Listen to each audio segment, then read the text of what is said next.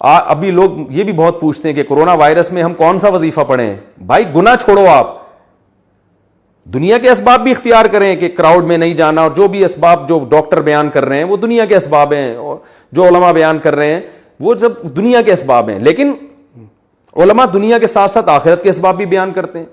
آخرت کے اسباب یعنی کورونا وائرس کے جو دینی اسباب ہیں وہ کیا ہیں؟ رسول اللہ صلی اللہ علیہ وسلم نے فرمایا جب کسی قوم میں بے حیائی آتی ہے تو ایسی ایسی وبائیں آئیں گی کہ تمہارے باپ دادا نے کبھی سنی بھی نہیں ہوگی. تو کورونا کی وبا سے اگر اجتماعی سطح پہ بچنا چاہتے ہیں تو اجتماعی سطح پہ بے حیائی سے بھی توبہ کرنی پڑے گی. وہ کرنے کے لیے تیار نہیں ہے.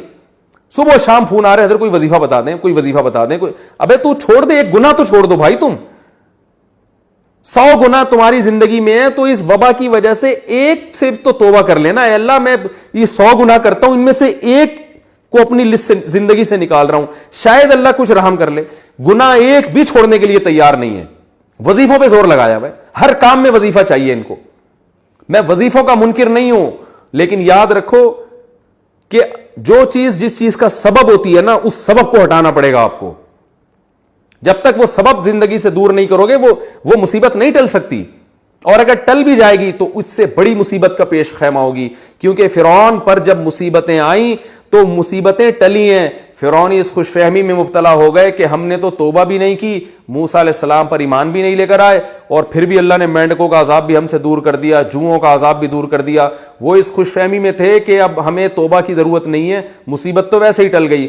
ان بیچاروں کو یہ نہیں پتا تھا کہ بھائی یہ جو مصیبت ٹلی ہے نا, یہ بڑی مصیبت میں ڈالنے کے لیے. اب تجھے سمندر میں پانی میں غرق کیا جائے گا, اس کے بعد یہ چھوٹے موٹے عذابوں کی تجھے ضرورت ہی نہیں رہے گی.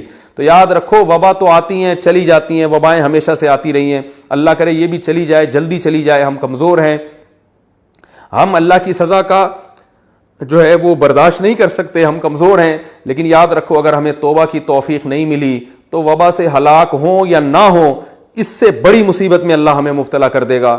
اور اگر ہمیں توبہ کی توفیق مل گئی, پھر بے شک اس وبا میں ہم ہلاک ہو بھی جاتے ہیں, شہادت کا بھی اجر ملے گا. اور اصل کامیابی تو آخرت کی کامیابی ہے. تو پھر مرنا ہمارے لیے بچنے سے زیادہ قیمتی